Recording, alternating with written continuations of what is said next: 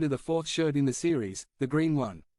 The color green represents life, the life we can have through the work of Jesus and through the declarations of God. Jesus said, "The thief comes only to steal, kill and destroy.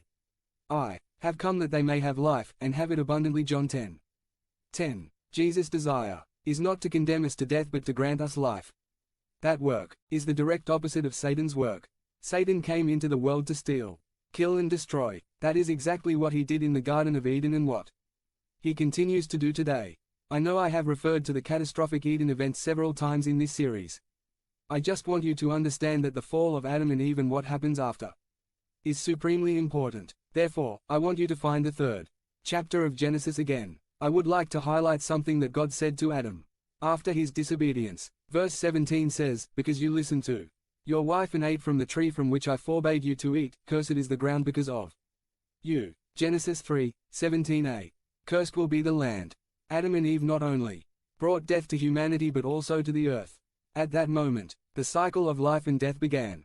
All living beings die, animals and even vegetation. In Eden, there was no death, not even the bushes died. Only life existed. The color green dominated the landscape, however.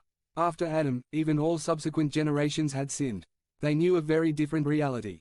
"With hard labor you will eat of it all the days of your life." Genesis 3:17b. This is the reality that we know. We have to work. If we don't work, we don't eat. But please understand that the work was not a result of disobedience. Adam and Eve worked in the garden even before they sinned. However, after his sin, the work became painful, hard work. They were not going to see rest, relief, or respite. Every day of their lives they had to worry about their lives. They had to work the land to be able to eat. God also said that the land will produce you thistles and thorns, and you will eat wild herbs. Genesis 3:18. The work was painful, because since then the land has produced thistles and thorns. Before sinning, Adam and Eve enjoyed the lush and fruitful Garden of Eden. But now they had to look for their food among the thorns and eat wild herbs.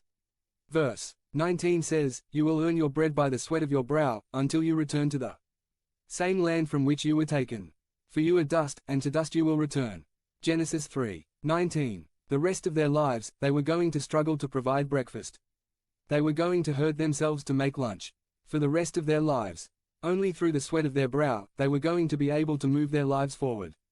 Imagine the thoughts and feelings of Adam and Eve at that time. Suddenly, they experienced a very different world.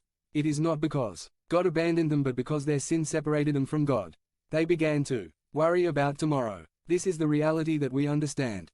Now I want you to listen to something that Jesus said while he was walking